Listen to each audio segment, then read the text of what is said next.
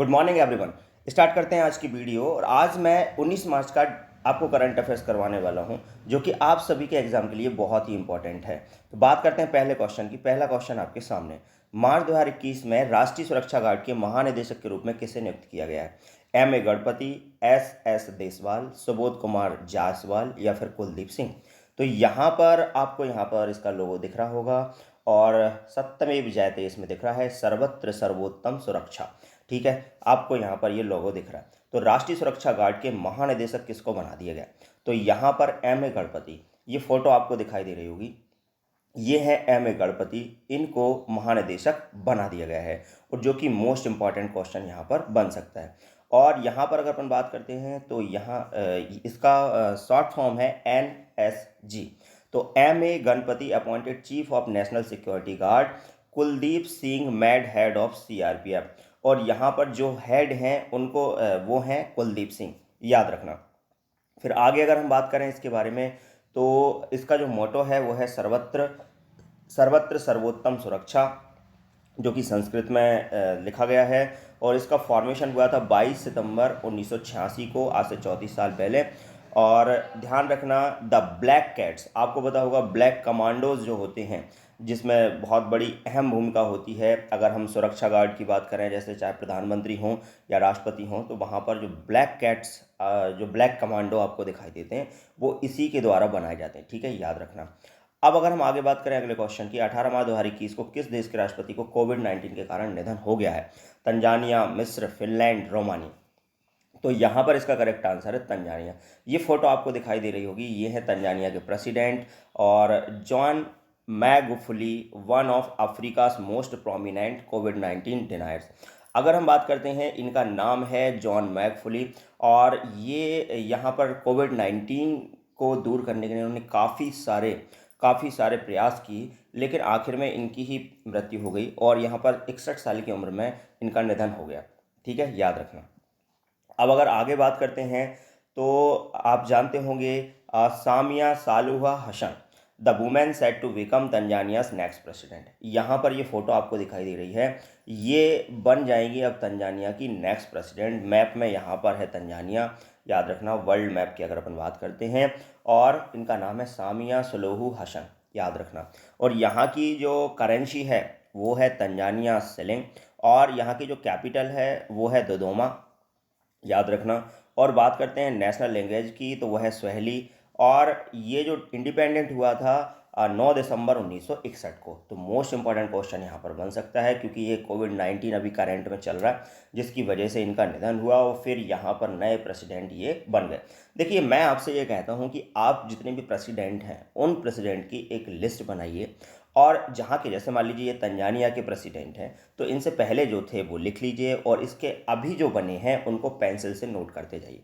अगर आप इस तरीके से नोट करते जाएंगे तो एक दिन ऐसा जरूर आएगा कि 1 या 2 महीने के अंदर आपके पास जितने भी प्रेसिडेंट, जितने भी कंट्रीज होंगी, उनकी करेंसी भी आपके पास होंगी, उनके प्रेसिडेंट भी होंगे, PM भी होंगे, और आपको लोकेशन भी पता चलती रहेगी कि वो कहाँ पर है, वो कंट्री कहाँ पर। तो इस तरीके से आपको वो याद भी रहेगा, तो आप इसको नोट करते जाइएगा। तो चलिए चलते हैं नेक्स्ट क्वेश्चन पर। अगला सवाल आपके सामने है, pan IIT alumni India global virtual technology summit 2021 कब से कब तक के लिए आयोजित किया जाएगा? 26 से 27 मार्च 2021, 26-27 जून 2021, 26-27 अप्रैल 2021 या 26-27 मई 2021? तो यहाँ पर आपको बताना है इसका करेक्ट आंसर। भाई करेक्ट आंसर है इसका 26-27 जून 2021। अगर हम बात करते हैं यहाँ पर जम्मू कश्मीर की, तो आपको पता होगा यहाँ के लेफ्टिनेंट गवर्नर हैं मनोज सिन्हा। ठीक है, देखिए अभी ये केंद्र शासित प्रदेश है, तो यहाँ पर राज्यपाल नहीं होंगे, उपराज्यपाल होंगे।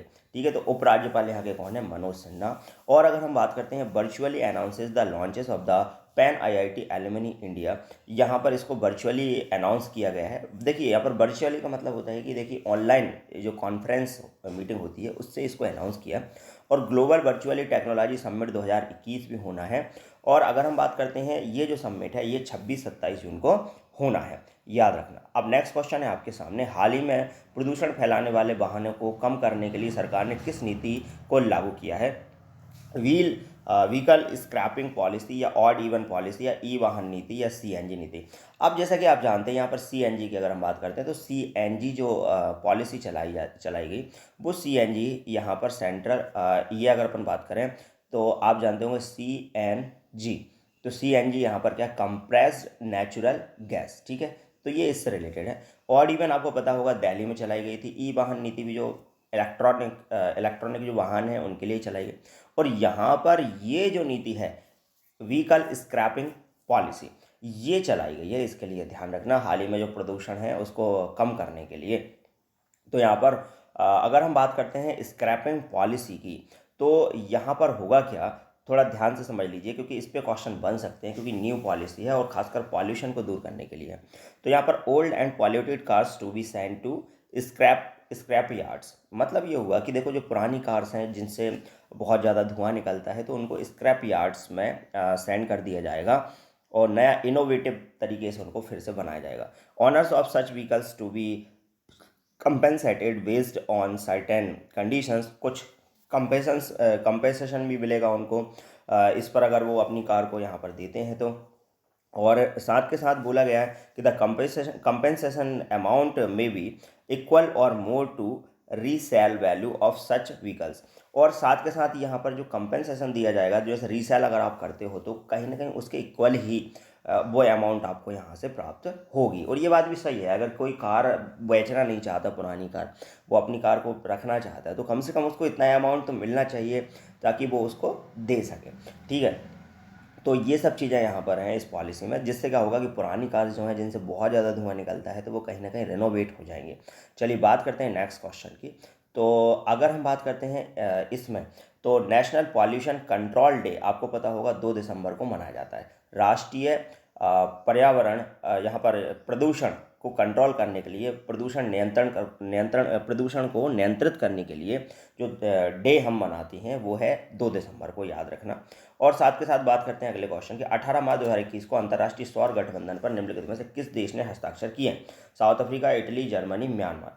तो यहाँ पर इसका करेक्ट आंसर होगा इटली, ठीक है। अगर हम बात करते हैं इटली की तो आपको देखिएगा यहाँ पर 2-3 चीज़ें बहुत इंपॉर्टेंट हो जाती हैं। सबसे पहली बात तो यह है कि इटली की कैपिटल, आपको मुझे बताना है कि भाई इटली की कैपिटल क्या है, कमेंट बॉक्स में कमेंट करके ज़रूर बताइए। साथ के साथ मैं आपको बता देता हूँ, या फिर एक काम करिए, इटली की कैपिटल तो आपको पता ही होगी, रोम है, पर आप मुझे बताइए इटली के प्रेसिडेंट कौन है, ये क्वेश्चन है मेरा आपसे, आपको कमेंट बॉक्स में कमेंट करके बताना। Italy has signed the International Solar Alliance signed by Italy's ambassador Vincenzo De Luca, ये यहाँ के एम्बेसडर हैं और इन्होंने इस पर साइन किया है, वाइंसेंजो डी लुका, याद रखना।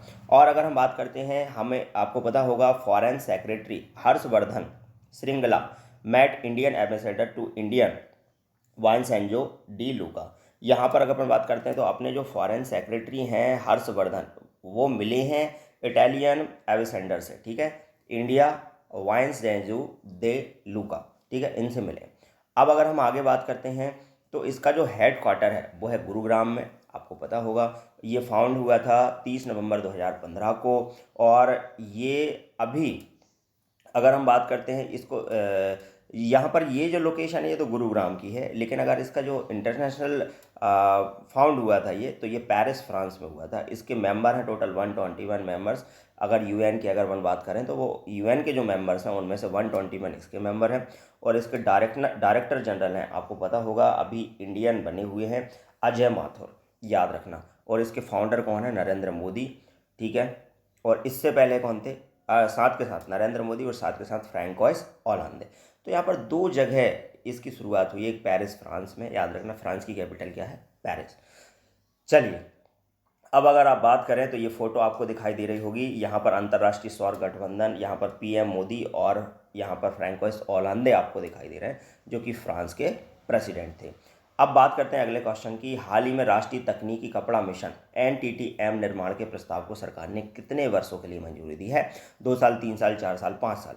तो यहाँ पर इसका करेक्ट आंसर है 4 साल। Government has approved the proposal for creation of national technical textile mission NTTM for a period of 4 year. 4 साल के लिए ये यहाँ पर बना दिया गया है, 2020 से 21 और 2023 से 24। एन आउटले ऑफ 1480 करोड़, मतलब 1480 करोड़ रुपए यहाँ पर खर्च कर दिए गए हैं और 4 साल के लिए इसको बनाया गया।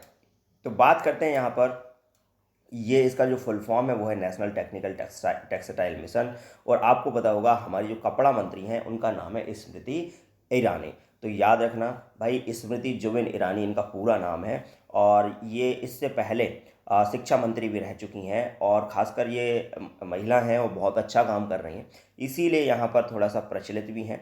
और अगर हम बात करते हैं इसका जो एम है वो यहाँ पर है global leader in technical textile, मतलब ग्लोबल लीडर बनना, भारत को ग्लोबल लीडर बनाना टेक्निकल टेक्सटाइल में, ये इसका एक मिशन है।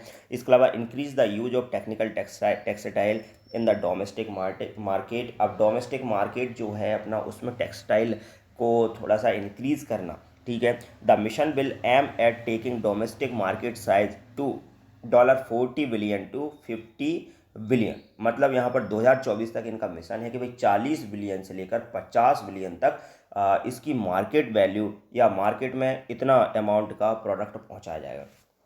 तो ये एक बहुत अच्छा मिशन है। तो यहाँ पर क्वेश्चन बन सकता है। अगला सवाल है आपके सामने, हाल ही में मद्रास उच्च न्यायालय द्वारा पोस्टल बैलेट सुविधा को वैध ठहराए जाने का मुख्य उद्देश्य क्या है?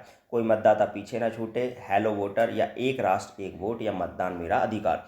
तो यहाँ पर अगर हम बात करते हैं तो यहाँ पर इसका है कोई मतदाता पीछे ना छूटे, याद रखना, ठीक है। पोस्टल बैलेट का जो उद्देश्य रखा गया वो क्या, कोई मतदाता पीछे ना छूटे। अगला क्वेश्चन है, 18 माह 2021 को किस अनुसंधानकर्ता को SERB महिला उत्कृष्ट पुरस्कार मिला है?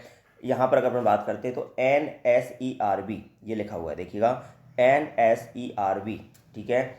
अगर हम बात करते हैं इंडिया में तो डॉक्टर नेहा सिन्हा, डॉक्टर सोनू गांधी, या डॉक्टर सुष्मिता शर्मा, या डॉक्टर स्वप्ना। तो यहाँ पर इसका करेक्ट आंसर है डॉक्टर सोनू गांधी। इंपॉर्टेंट है, देखिएगा यहाँ पर आपको साइड में फोटो दिखाई दे रही है। सोनू गांधी एक साइंटिस्ट हैं national institute of animal biotechnology NIAB में, हैदराबाद में। She developed a smart nano device for the detection, ठीक है, कार्डियोवैस्कुलर डिसीज़ के लिए यहाँ पर इन्होंने ये डेवलप की है।